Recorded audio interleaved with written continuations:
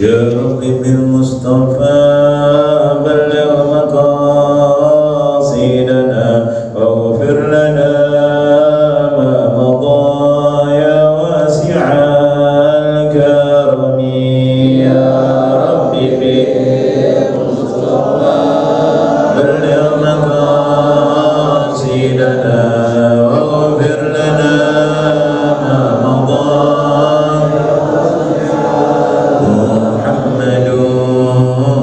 رؤيت بالنور طينته محمد لم يزل نورا من القدم يا رب بالمصطفى بلغ مقاصدنا واغفر لنا ما مضى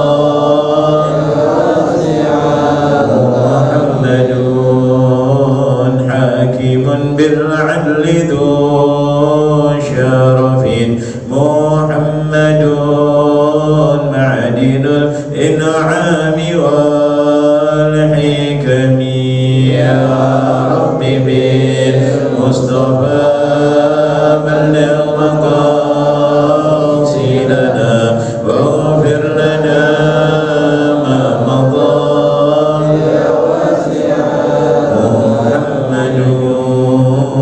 خير خلق الله من مضر محمد خير رسل الله كلهم يا رب بالمصطفى بلغ مقاصدنا واغفر لنا ما مضى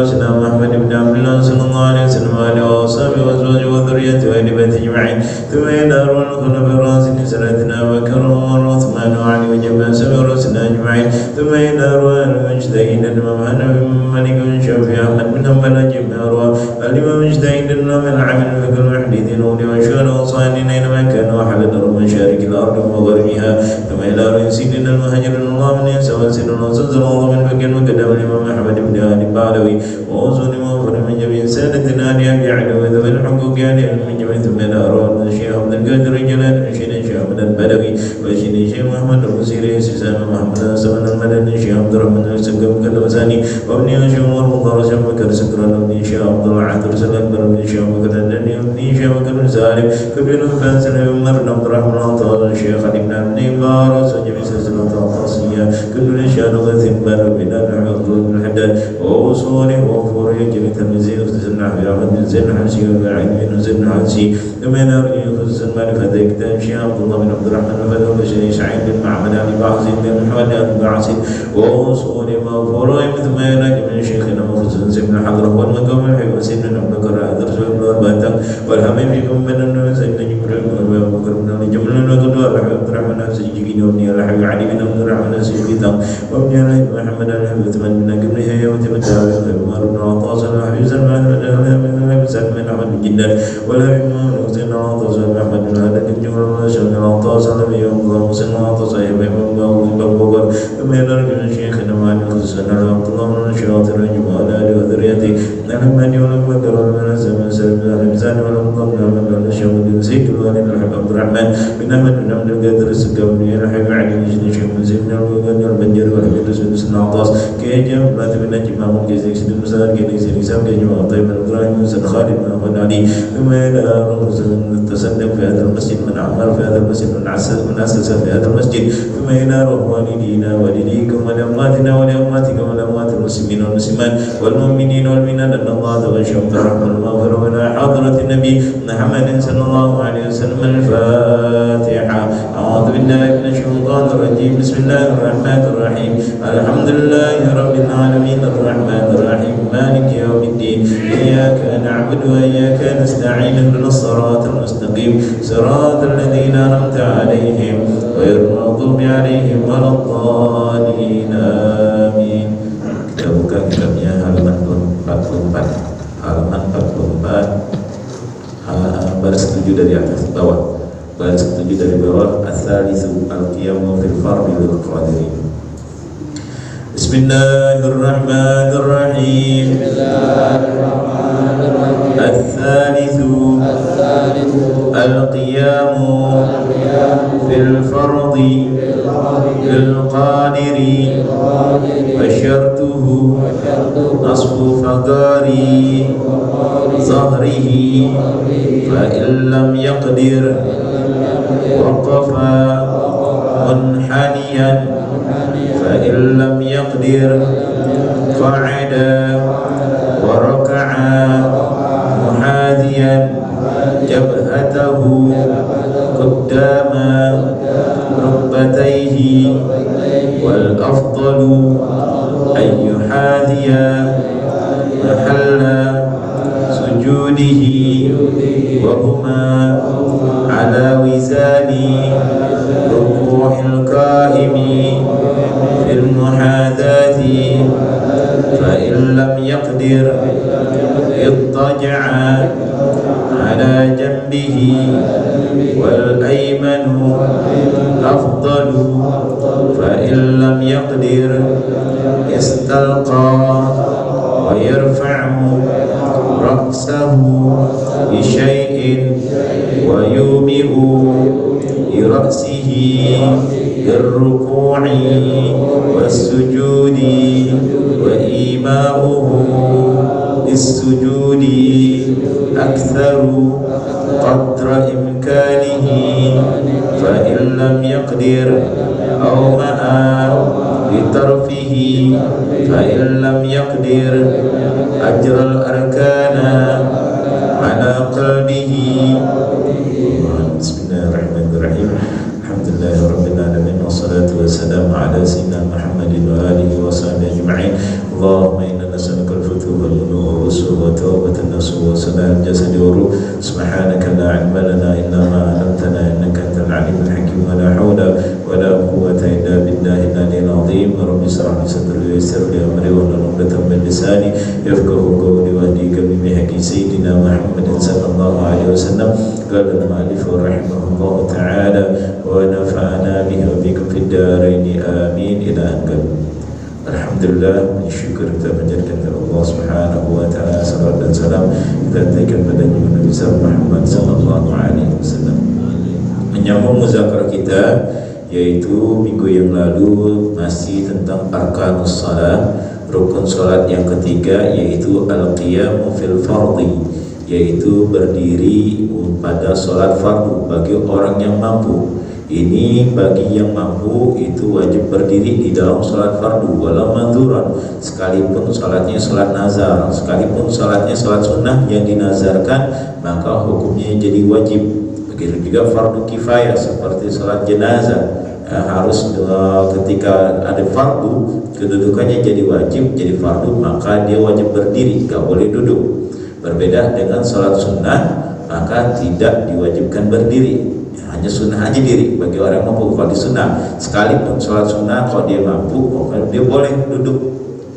Walau bimu'inin maka wajib tuh walau liqadirin, wajib berdiri bagi orang yang mampu berdiri, ya di dalam salat fardu lil qadiri bagi orang mampu. Mampu di sini mampu zahir batin, zahirnya mampu di badannya sehat, alaihi walau bimu'inin, tergantung kemampuannya dia. Kalau dia bisa sendiri-sendiri, kalau dia butuh bantuan orang tapi dia masih bisa buat bayar orang, maka tetap dikatakan mampu dia untuk berdiri. Bisa dia berdiri, cuma harus dengan bantuan orang, atau dengan pegangan tembok, atau dengan pegangan tiang, atau dengan pegangan tongkat. Maka selama masih dia bisa, atau qiyam 'alaiha, selama dia masih bisa diri dengan menggunakan tadi alat-alat tadi, alat bantu tadi, maka hukumnya wajib. Kemudian fa'ilam yastati, baru kalau nggak bisa baru duduk, usahakan duduk diri. Nah di sini wasyartuhu, yaitu syarat dirinya tadi nasbu faqari zahri, yaitu harus tegak, yaitu ayyatamida ala qadamaihi. Wasyartuhu ayyatamida ala qadamaihi, syaratnya berdiri ayyatamida. Di sini caranya keterangannya ayyatamida ala qadamaihi, dia harus diri di atas dia bertumbuh kepada dua telapak kaki. Dia harus bertumbuh kepada kedua telapak kaki. Maka dikatakan bagi orang yang dirinya dengan tidak sesuai dengan tidak telapak kaki, maka enggak satu. Seperti orang main-main. Syaratnya diri harus dengan telapak kaki. Seandainya ada orang diri begini nih, dia pakai telapak kaki, ada orang suka main-main dirinya, dia telapak kakinya ala zohri kodamai, dia diri di atas telapak mata kaki, berarti dia main-main begini. Nah ini lantaran akidah sholat nggak sah. Harus ayat tamida ala kodamai, syaratnya diri harus dengan telapak kaki. Karena ada orang yang begini, ada suka tuh. Nah kalau masih begini masih mending nih, ini namanya jengki. Nah ini makruh, tapi masih boleh, masih diperbolehkan. Tapi yang nggak boleh gini nih. Nah ini nggak boleh. Ketika dia begini, kecuali cacat, kecuali kalau dia emang sakit, kalau dia emang dari lumpuh, dia nggak bisa, baru boleh. Kalau begini boleh. Kalau bagi orang yang nggak mampu, dia nggak bisa, dia emang udah cacat. Nah kalau selama kita masih normal, maka wajib alam qadamaihi, harus diri di atas kedua telapak kakinya. Kemudian wanas fagari zahri, idham zahri, harus tegak. Apa tegak? Yaitu idham zahri, tulang belakang. La raqabah, tulang leher nggak dianggap. Yang dianggap itu tulang belakang, dari mulai tulang bawah tengkok nih, tulang bawah tengkok ke bawah, dia harus tegak dirinya. Bukan kalau la raqabatihi, tulang leher nggak dianggap, sekalipun dia diri. Dia diri, yang penting tulang belakang dari mulai bawah tengkok sampai ke mana? Sampai ke tulang ini, tulang pinggang, dia harus lurus. Sekalipun tulang tengkoknya dia nunduk, nggak apa-apa, nggak masalah. Yang penting patokannya tulang bawah tengkok, yaitu ayang sibah nasbu fagari idham zahrihi, dia harus tegak, tulang belakangnya itu. Wala yaduru istinadu ila syai' wa in kana bihaitsu law rafa'a saqata. Enggak masalah seandainya dia enggak kuat berdiri, dia senderan di tembok atau dia senderan kepada sesuatu. Wa in kana bihaitsu law rafa'a, seandainya sesuatu tadi yang dia bersender, seandainya diangkat la saqata, dia akan jatuh, maka masih diperbolehkan. Tapi hukumnya makruh. Begitu juga di sini kaqiyami ala zahri qadamaihi, sama juga tadi, duduk berdiri di atas samping. Nah ini khilaf, ada yang bilang sah, ada yang bilang enggak sah. Harus ayat tamida ala qadamaihi, dia harus beriktimat kepada dua telapak kakinya. Fa illam yaqdir, nah kemarin fa illam yaqdir, kemarin sampai situ kemarin. Fa illam yaqdir, kalau dia enggak mampu, maka waqafa munhaniyan, maka dia boleh berdirinya sambil membungkuk. Kalau dia tegak nggak bakalan bisa, illa munhaniyan, kecuali dia kalau dia begini, kecuali kalau dia dirinya dia bisa diri, kecuali dia akan bisa diri, kecuali dia bongkok badannya. Emang badannya bongkok seperti orang-orang tua, nggak mungkin ditegak. Kan tadi syaratnya harus tegak tulang belakang. Syarat yang berdiri harus tulang belakang tegak dari mulai yang tulang bawah tengkok ini sampai ke tulang pinggang belakang. Nah sekarang udah tua, tulangnya bongkok nih. Nah dia gini gimana? Boleh gak? Boleh. Bagi orang yang uzur, fa in lam yastati, fa in lam yaqdir, kalau dia nggak mampu untuk diri tegak, untuk menegakkan tulang-tulang belakangnya, maka waqafa munhaniyan, maka boleh dia duduk ke dirinya sambil bungkuk. Nah di sini talikan nomor 2 tuh, yang di paling bawah, wahaddu adamul qadra bi an lahiqat masyaqqah syadidah, yang batasan dikatakan orang itu enggak kuat itu kalau seandainya bi an lahiqat masyaqqatun syadidatun, kalau dia mendapati padanya tadi masyaqqah, kesulitan yang sangat la tahtamil ada, dia nggak bisa nahan nih.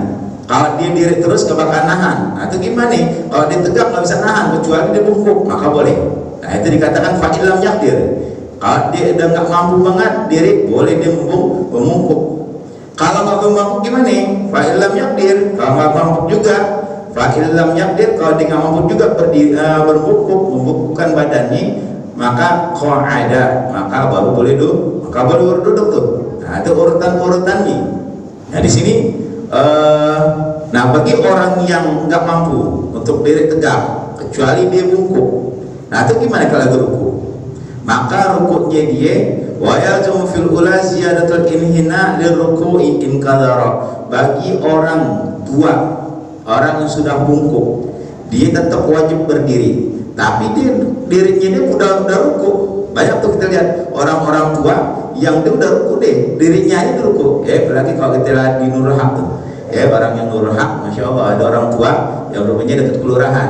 Dari kelurahan jalan ke Nurul Haq, kita perhatiin jalannya aja, dia aja jalan aja bungkuk, jalannya bungkuk udah benar-benar udah kayak orang, jalannya udah kayak orang ruku, tapi masih mau ke masjid, masih mau sholat berjamaah ke masjid. Kita yang sehat, gak ada yang ke masjid. Alhamdulillah min dzalik. Nah ini perhatian buat kita. Nah dia orang tadi udah tadi dia udah ruku, dia udah jalannya aja ruku, jalan dia ruku. Nah itu sholatnya gimana? Selama dia masih bisa diri, wajib diri, nggak boleh duduk. Nah tapi dia udah ruku nih, gimana? Maka rukunya dia selama dia masih bisa ngambil ruku ke bawahan dikit, wajib. Tapi kalau nggak bisa lagi, emang badannya udah ruku, nggak bisa ditambahin lagi, maka boleh. Maka dia boleh diniatkan rukunya dengan hati. Nah ini banyak kejadian, seperti al-Fagir ketika di Hadron, banyak tuh orang tua yang udah ruku, yang udah yang jalannya udah bongkok udah, jalannya pakai tongkat dan begini aja udah, jalannya udah begini nih, kita dilihat tuh di kelurahan dan Nurul Haq, orang tua begini jalannya nih, udah kayak ruku udah. Nah sekarang ini gimana nih? Ketika ruku dia duduk dirinya begini, dirinya untuk sholat begini, Allahu Akbar. Selama dia masih bisa diri, dia wajib diri, kan yang wajib mesti tegak. Nah sekarang tegak nggak bisa, maka munhanian, maka dia boleh condong badannya, dia boleh ruku badannya, dicondongkan badannya, yaitu sekedar bigan ruku, dengan keadaannya orang ruku. Sekarang emang badannya udah bongkok, gimana? Kalau dia mau ruku, seandainya masih bisa ditambah untuk ke bawah, wajib. Kalau nggak bisa di bawah lagi, nggak bisa tambah. Kalau dipaksain ke bawah, dia bakal jatuh. Maka yantakilu bin niyah, maka dia niatkan rukunya dengan niat, dengan hati. Allahu Akbar. Nah ketika dia lagi Allahu Akbar, niatin takbir intiqalnya tadi untuk ruku. Kita alhamdulillah nih masih kasih Allah Subhanahu wa taala kesehatan, masih sehat, masih segar, masih bugar, masih bisa diri, masih bisa diri normal.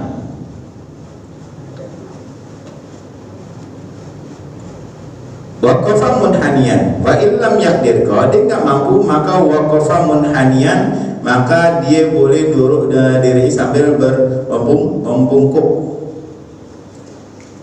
Wa illa, kalau dia nggak bisa lagi mayyaza minal qiyam wa ruku' wal i'tidal, maka kalau dia udah nggak bisa lagi deh, dirinya dia sama ruku'nya dia i'tidal nggak bisa dibedakan udah, emang udah badannya segitu doang. Kalau dipaksain ruku' maka dia akan jatuh. Gimana? Maka mayyaza kullan, maka dipisahkan, dibedakan antara berdiri, antara ruku' dan i'tidal, yaitu bin niyah, dengan niat.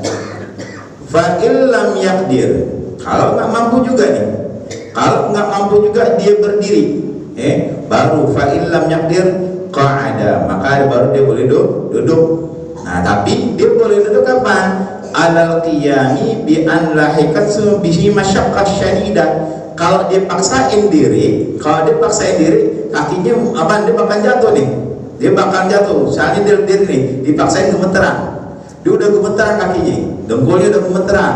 Kalau dipaksain dia bakal jatuh, maka boleh dia duduk. Sebelum kakinya gemeteran, maka enggak boleh duduk. Nah itu yang muktamad, kaul muktamad. Selama masih bisa berdiri. Nah tapi di sini masyaqqah syadidah seperti apa? Yang kira-kira sesuatu yang enggak bisa dia kesulitan yang sangat, allati la tahtamil adah, yang di luar kebiasaannya dia, kadurani raksi, seperti kalau dia diri, maka palanya puyeng. Kalau diterusin diri, palanya puyeng nih, maka gimana nih? Maka boleh duduk. Seperti contoh kayak orang yang sholat di kapal laut.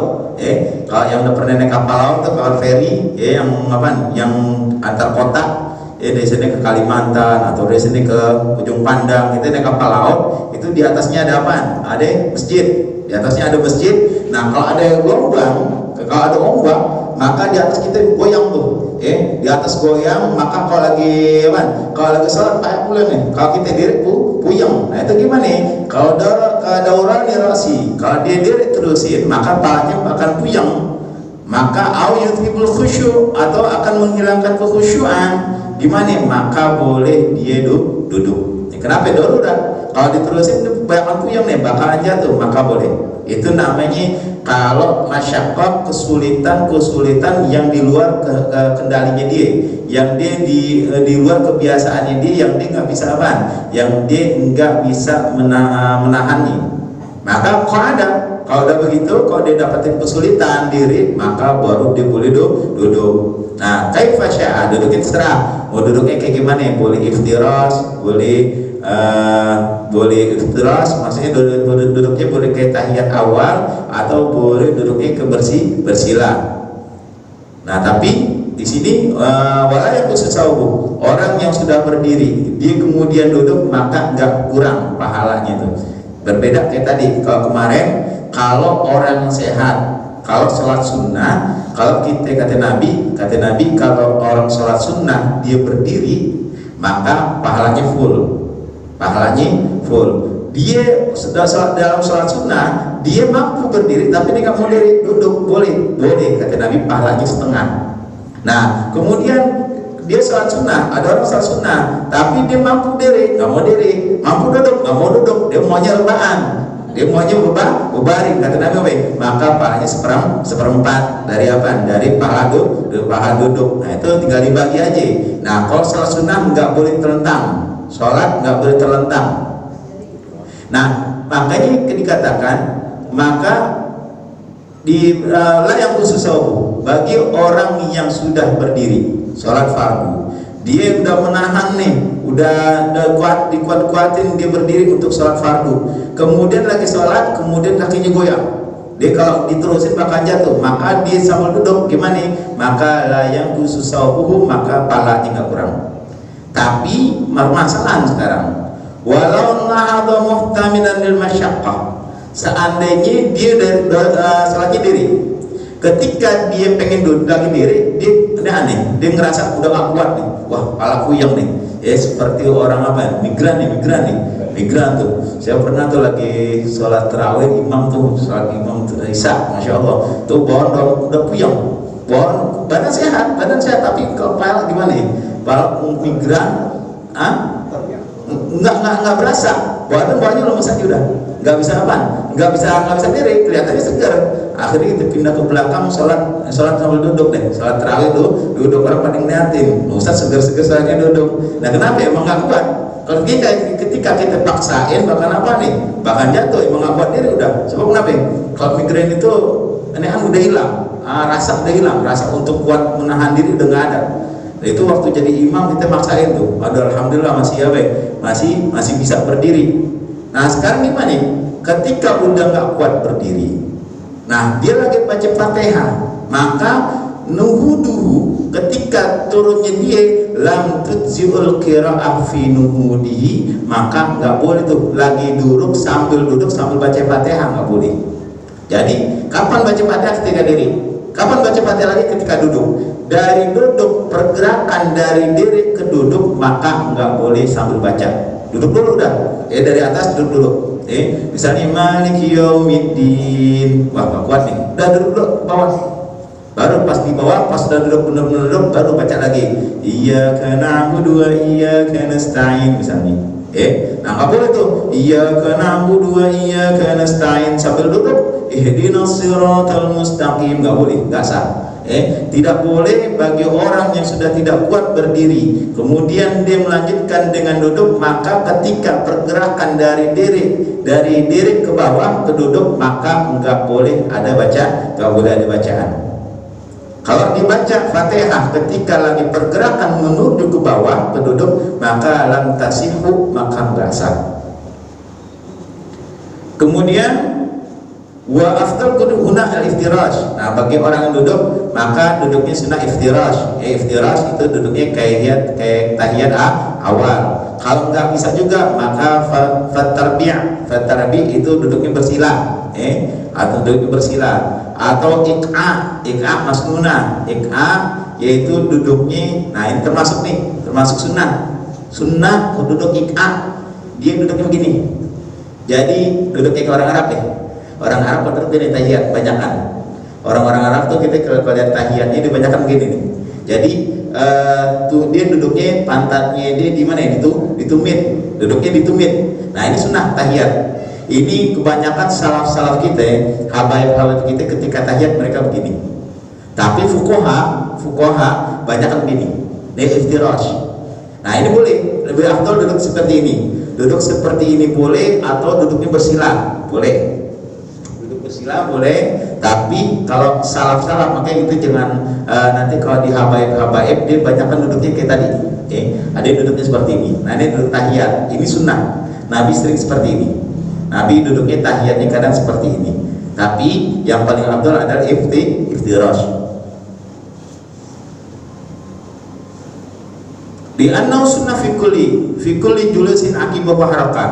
Duduk seperti tadi, seperti duduknya yang pantatnya ditaruh di tumit, itu sunnah. Itu hukumnya sunnah fi kulli julus. Setiap kali julus akibahu harakat, setelahnya bergerak, yaitu seberapa? Yaitu duduk antara dua sujud dan atau duduk istirahat. Duduk istirahat. Fa illam yakdir keadaan. Nah, kalau orang yang duduk gimana? Maka orang yang duduk raka'a muhadhiyan jabhatahu, maka rukuknya dia muhadhiyan, harus sejajar, jabhatahu jidatnya, qaddama rukbatayhi, bagian depan dengkulnya. Nah, kalau duduknya, kalau sholatnya ini iftirash, ketika dia rukuk maka rukuknya paling sedikit dia jidatnya mesti lewatin dengkul. Nih dengkul depannya nih harus sejajar, ayyakun muhadhiyan. Gak boleh segini doang, Allahu Akbar, gak boleh, gak sah nih. Maka bagi orang duduk maka sujud rukuk segini, yaitu jidatnya sejajar dengan bagian depan dengkulnya dia. Allahu Akbar, sami Allahu liman hamidah. Nah, itu afdalnya harus, yaitu tadi nggak boleh kurang, yaitu waraka'a al-musalli qa'idan walau naflan muhadhiyan, sekalipun sholatnya sholat sunnah.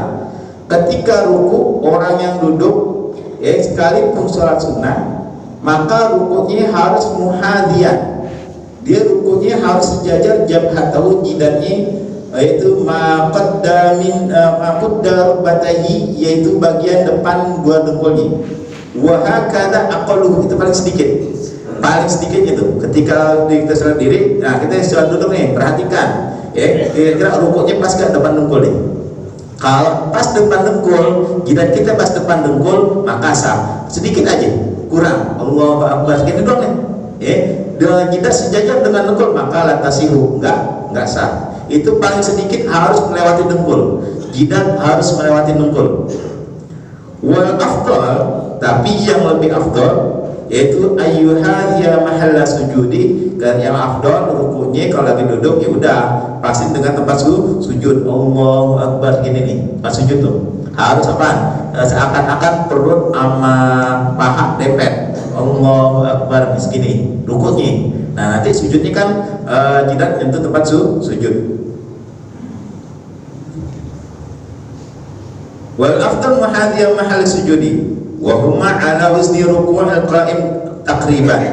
Ini wa huma yang tadi duduknya tadi, yaitu keadaan wa huma, yaitu rukuknya sejajar dengan depan dengkul, dan yang lebih afdal yaitu tempat sujudnya yaitu ala wizani ruku', perbandingannya ketika lagi ruku' al-qa'im, rukuknya orang yang berdiri fil muhadha, harus sejajar dengan tempat sujud. Fa illam yakdir, kalau dia nggak mampu duduk, nggak mampu sholatnya sambil duduk, gimana? Ittaja'a ala janbihi, maka dia boleh sambil berbaring. Nah, dia wujuban berbaring.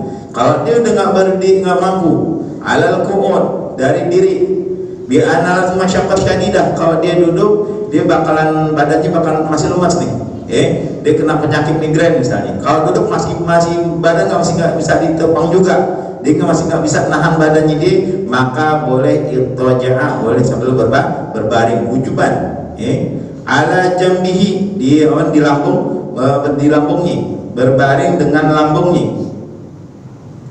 Wal aiman afdal, maka bagian sisi yaitu lambung sebelah kanan itu lebih afdal. Jadi yang afdal gini nih, sebelah kanan. Tapi ada orang sholat sebelah kiri boleh, nggak apa-apa. Yang penting ketika sholat berbaring itu muka sama dada harus menghadap kiblat. Nah ini ketika sholat jenazah, kan pala jenazah di sini, kaki di sana. Sebenarnya yang afdal pala di sana, kaki di sini. Nah ini khilaf antara ulama, muktamad itu jenazah palanya sebelah sini, sebelah sini nih. Tapi karena masyhurnya banyak kol yang mengatakan pala sebelah sini, udah ikutin aja. Ya, makanya khilaf tuh dulu Sayyidil Walid Al-Habib Abdurrahman Segaf dengan Mu'alim Syafi'i Hazami. Mu'alim Sayyidil Walid pernah Mu'alim Syafi'i Hazami mensolatkan jenazah sebelah mari nih, palanya sebelah mari. Sedangkan Walid jenazah sebelah mari, rame itu dulu rame. Kita pernah dengar tuh permasalahan nih. Itu gimana nih? Masing-masing punya dalil, ada dalil nih. Bahkan dikatakan yang afdal jenazah pala sebelah mari. Tapi udah kita ikutin aja, dua-duanya benar. Kayak tadi, sholat yang afdal sebelah kanan. Sedangkan tadi mayit permasalahannya mayit sebelah kanan berbaring apa terlentang. Karena di situ karena mayit ada terlentang, makanya mayit palanya ada sebelah selatan. Nah itu khilaf aja antara ulama. Fa illam yaqdir, kalau dia nggak mampu berbaring dengan lambungnya dia, seperti ada masyaqqah, seperti lambungnya sakit, seperti bisulan, korengan dan lain sebagainya, gimana? Maka boleh tuh, maka mustalqiyan, maka boleh sambil terlentang. Nah kalau terlentang, wa yarfa'u ra'sahu bisyai'in, harus diangkat palanya bisyai'in dengan sesuatu, harus diganjel palanya, dengan sesuatu. Ala zahrihi, istalqa ala zahrihi birasihi, wujuban, harus yarfa'u ra'sahu qalilan, palanya diangkat sedikit, wujuban, hukumnya wajib. Dia tawajjaha bi wajhihi lil qiblah, tujuannya agar mukanya tadi dapat menghadap kiblat.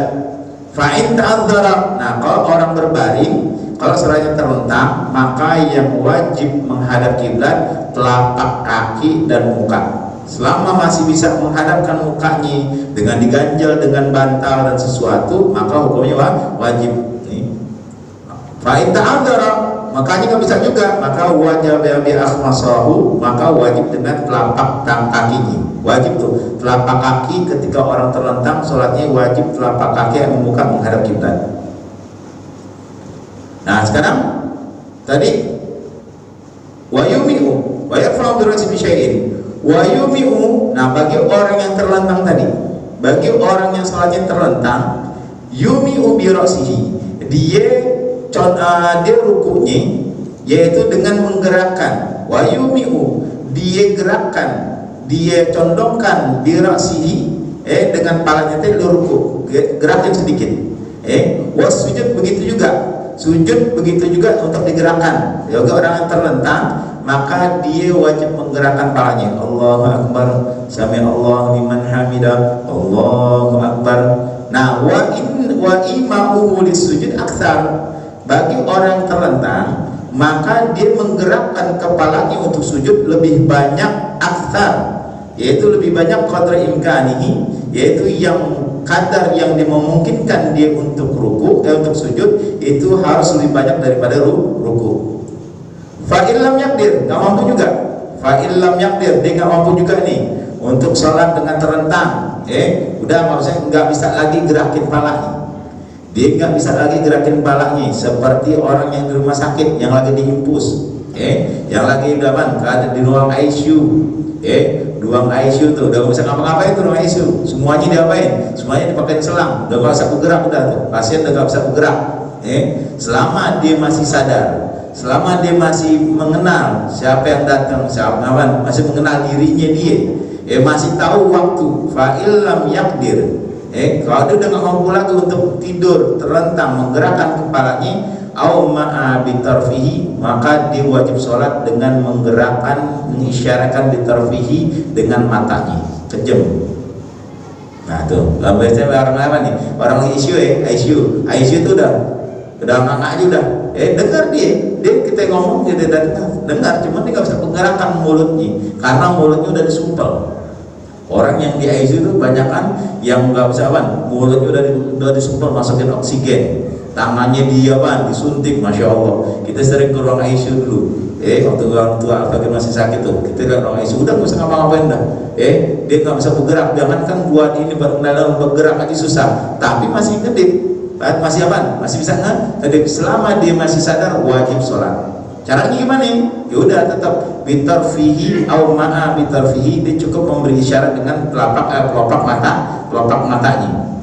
Fa illam yaqdir, kelopak matanya nggak bisa juga udah kejem, tapi masih sadar, maka ajral arkani ala qalbihi, maka dia wajib sholat dengan hatinya. Udah dalam hati Allahu Akbar, yang penting sekadar Fatihah aja, Rabbul amin, Allahu Akbar, subhanallah liman hamidah, hatinya ngomong. Selama masih hatinya bisa ngomong, wajib ngomong.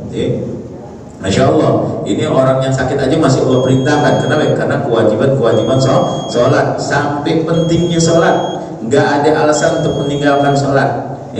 Nggak ada meninggalkan sholat. Maka Nabi SAW mewanti-wanti umatnya ketika lagi sakaratul maut, ummati as-sholat. Jangan sampai ninggalin semua sholat. Kata Nabi, man taraka sholatan wahidatan kutiba ismu fi babin nar fulan min fulan dakhalan nar. Siapa yang sengaja meninggalkan satu sholat fardu, maka terukir namanya di pintu neraka, fulan bin fulan wajib masuk neraka.